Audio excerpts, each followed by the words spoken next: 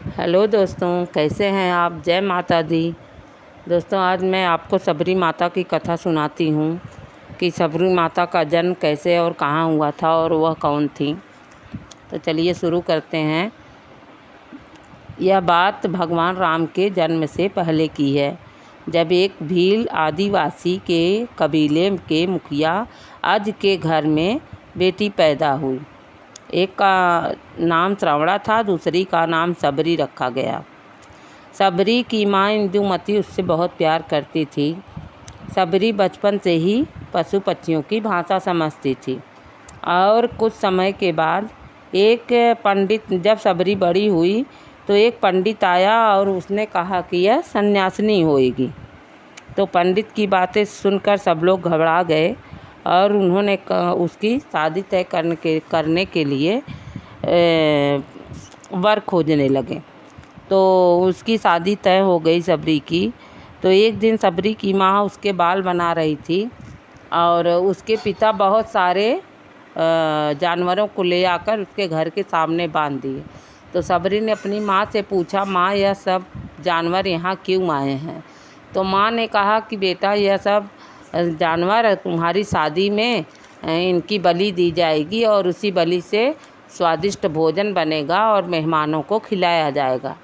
तो सबरी बहुत दुखी हुई और उसने कहा कि मेरे ही कारण इतने सब जानवरों की बलि दी जाएगी, मैं इनके प्राण कैसे बचाऊं। तो यह सब सोचते सोचते वह सोचने लगी कि जब मैं ही नहीं रहूँगी तो ये जानवर नहीं मारे जाएंगे और ना इनकी बलि ही दी जाएगी। इसलिए सबरी एक दिन चुपचाप भाग गई घर से, घर को छोड़ दिया और जाते पहुँचते पहुँचते वह मतंग ऋषिमुख पर्वत पर जा पहुँची। वहाँ पर करीब 10,000 ऋषि रहते थे और सबरी वहीं ऋषिमुख पर्वत पर छुपकर उन्हीं ऋषियों के बीच में रहने लगी। और वह क्या करती कि ऋषियों के घर के सामने चुपके से झाड़ू लगाती, जंगल से लकड़ियाँ चुनकर लाती और फूल तोड़ के रख देती, हवन सामग्री जुटा के रख देती। जब ऋषि लोग नहा स्नान करके आते तो सब कुछ किया हुआ पाते। तो ऐसे बहुत सारे दिन बीत गए। तब एक दिन एक ऋषि ने सबरी को देख लिया और पूछा, तुम कौन हो। तो सबरी ने जब बताया कि मैं भील हूँ, तब ऋषि लोग बहुत दुखी हुए और बोले कि तुम छोटी जाति की हो और अशुद्ध हो, तुम यहाँ मेरा सब कुछ अशुद्ध कर दिया, इसलिए तुम यहाँ से चली जाओ। तो सबरी को बहुत दुख हुआ और वो वहाँ से चली आई। तो जाते जाते फिर वो मतंग ऋषि के पास पहुँची। मतंग ऋषि को उन्होंने अपनी सारी बातें बताईं। तो मतंग ऋषि को उन पर दया आ गई और उन्होंने उनको अपनी बेटी मान लिया। तो सबरी उन मतंग ऋषि के आश्रम में रहने लगी और सारा वहाँ का काम करती, मतंग ऋषि की सेवा करती और वहीं रहने लगी। तब एक दिन मतंग ऋषि वृद्ध हो गए और उन्होंने सबरी को अपने पास बुलाया और बोला कि बेटी, अब मैं यह शरीर त्यागना चाहता हूँ। तो बोले कि अब सबरी बोली कि मैं आप ही के तो सहारे यहाँ पर रहती थी, अब आप ही मुझे छोड़ के चले जाओगे तो मैं कैसे रहूँगी। तो मतंग ऋषि बोले, बेटा, तुम्हारे तो राम सहारा होंगे, तुम्हें किसी की ज़रूरत नहीं है। तो बोले, वे राम कौन हैं। तो बोले, भगवान हैं। तो बोले कि मुझे कैसे मिलेंगे। वो बोले कि आपको ढूंढते ढूंढते वो खुद ही आएंगे यहाँ पर।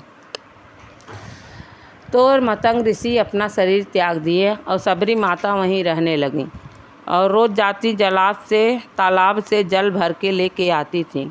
तो एक दिन जब वो तालाब पे जल भर रही थी तो एक ऋषि ने देख लिया और उन्होंने कहा कि छोटी जात की हो के तुम आके इस जल को अशुद्ध कर रही हो। और उनको हटाने के लिए उन्होंने सबरी माता के ऊपर एक पत्थर मारा। पत्थर के लगते ही उनका एक बूंद खून तालाब में गिर गया, जिससे सारे तालाब का पानी लाल हो गया। ऋषियों ने बहुत सारा उपाय किया। गंगा जल लाके छोड़ा, बहुत सारे मंत्र पढ़े, बहुत सारी तपस्या की, लेकिन तालाब का पानी साफ नहीं हुआ। तो फिर सब लोग हार मान के बैठ गए।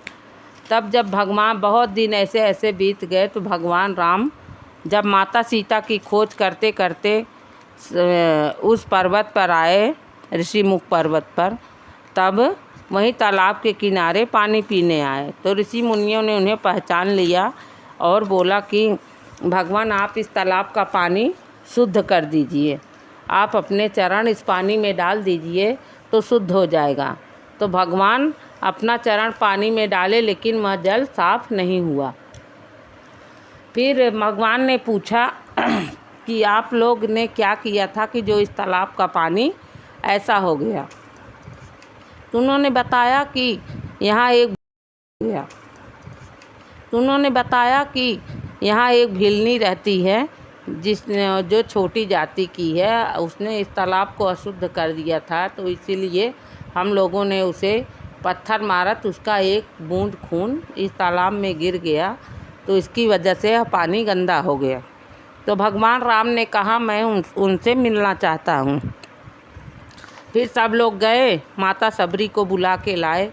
तो माता सबरी पूछा आप कौन है प्रभु? तो उन्होंने बताया कि मैं राम हूँ। तो माता सबरी बहुत खुश हुई और फिर माता सबरी के चरणों की धूल उस तालाब में गिरी और वह पानी तुरंत ही साफ हो गया। तब भगवान राम जी ने कहा कि यह आप लोगों ने जब सबरी माता को मारा तो मेरे दिल का खून इस तालाब में गिरा था, तो इसी की वजह से यह पानी गंदा हो गया था जो अब इस